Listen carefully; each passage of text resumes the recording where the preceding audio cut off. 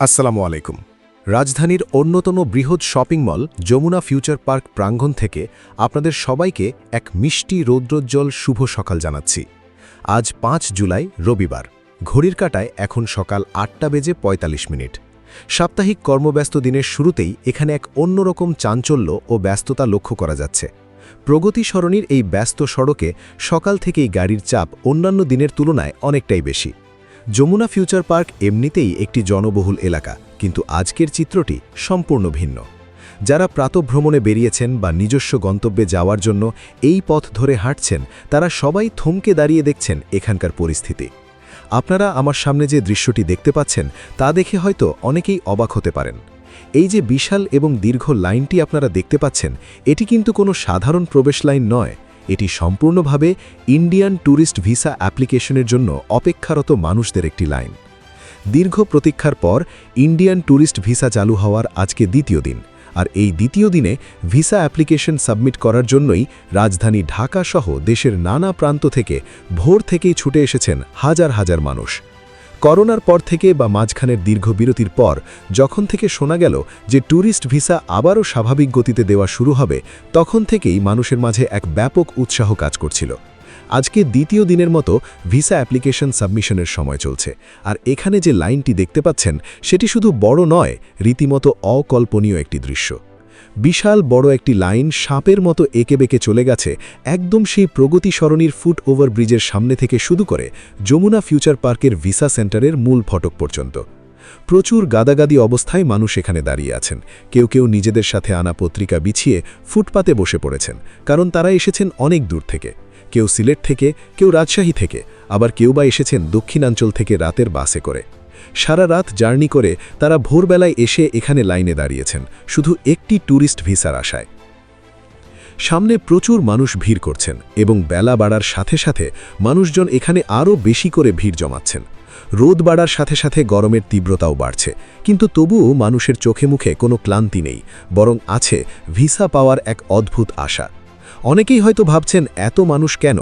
আসলে দীর্ঘদিন পর এই ট্যুরিস্ট ভিসা চালু হওয়ায় সাধারণ ভ্রমণ পিপাসু মানুষের মধ্যে এক ধরনের বাঁধ ভাঙা উচ্ছ্বাস ও তাড়াহুড়ো কাজ করছে।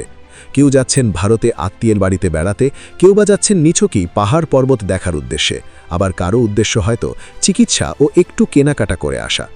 কলকাতা, দার্জিলিং, কাশ্মীর বা সিমলার মতো জনপ্রিয় পর্যটন কেন্দ্রগুলোতে ঘোরার জন্য অনেকেই আগে থেকে পরিকল্পনা করে রেখেছেন, আবার অনেকেই আছেন যাদের জরুরি চিকিৎসা প্রয়োজন। যদিও মেডিকেল ভিসা আলাদা, তবুও অনেকেই ট্যুরিস্ট ভিসায় গিয়ে ডাক্তার দেখানোর প্রাথমিক কাজটি সেরে আসতে চান। তাছাড়া অনেকেই পরিবারের জন্য কেনাকাটা করতে কলকাতাকেই বেছে নিচ্ছেন। এখানে একটি বিষয় পরিষ্কার করে বলা খুবই জরুরি। অনেকেই দূর থেকে এই বিশাল জনসমুদ্র দেখে বিভ্রান্ত হতে পারেন।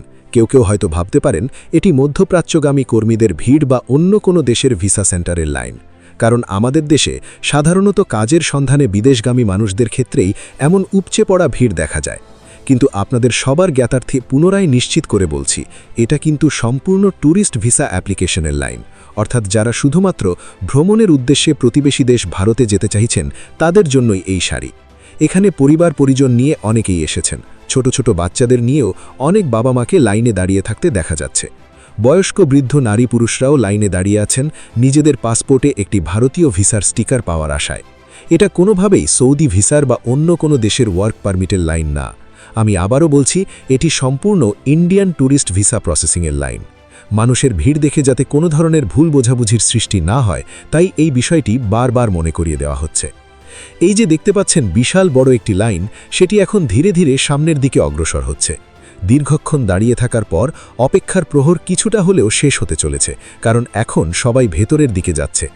যমুনা ফিউচার পার্কের এই ইন্ডিয়ান ভিসা অ্যাপ্লিকেশন সেন্টারটি বিশ্বের অন্যতম বৃহৎ একটি ভিসা সেন্টার। এখানকার ব্যবস্থাপনা অত্যন্ত উন্নত মানের। কর্তৃপক্ষ গেট খুলে দিয়েছেন এবং সবাই সুশৃঙ্খলভাবে ভেতরে প্রবেশ করছে। নিরাপত্তা কর্মীরা অত্যন্ত তৎপরতার সাথে লাইন নিয়ন্ত্রণ করছেন, যাতে কোনো প্রকার বিশৃঙ্খলা তৈরি না হয়।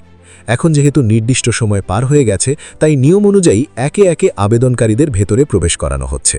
ভেতরে প্রবেশের পর তাদের প্রাথমিক নিরাপত্তা চেকিং সম্পন্ন করা হবে এবং তারপর মেইন লাইনে বা কাউন্টারের সামনের সারিতে দাঁড় করানো হবে। ভেতরের প্রক্রিয়াটিও যথেষ্ট গোছানো। সেখানে প্রতিটি মানুষের কাগজপত্র অত্যন্ত সতর্কতার সাথে যাচাই বাছাই করা হবে। Passport, bank statement, national ID card, utility বিলের কপি থেকে শুরু করে সব ধরনের প্রয়োজনীয় ডকুমেন্ট ঠিক আছে কিনা তা খতিয়ে দেখা হবে। এরপর ফিঙ্গারপ্রিন্ট ও অন্যান্য আনুষাঙ্গিক কাজ সম্পন্ন করে তাদের আবেদন জমা নেওয়া হবে। সবার চোখে মুখেই এক ধরনের স্বস্তির ছাপ দেখা যাচ্ছে।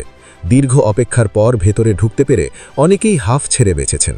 আমরা আশা করছি এই বিপুল সংখ্যক মানুষ কোনো রকম হয়রানি ছাড়াই তাদের কাঙ্ক্ষিত ভিসাটি দ্রুত হাতে পাবেন এবং তাদের ভারত ভ্রমণের পরিকল্পনা সফল হবে। একই সাথে দুই দেশের মধ্যে পর্যটন ও মানুষের সাথে মানুষের সম্পর্ক আরও সুদৃঢ় হবে বলে আমরা বিশ্বাস করি। আপাতত যমুনা ফিউচার পার্কের ভিসা সেন্টার থেকে এই ছিল আমার কাছে থাকা সর্বশেষ পরিস্থিতি। পরবর্তীতে নতুন কোনো তথ্য বা আপডেট পেলে আবারও আপনাদের সামনে যুক্ত হব। সে পর্যন্ত সবাই ভালো থাকবেন, সুস্থ থাকবেন।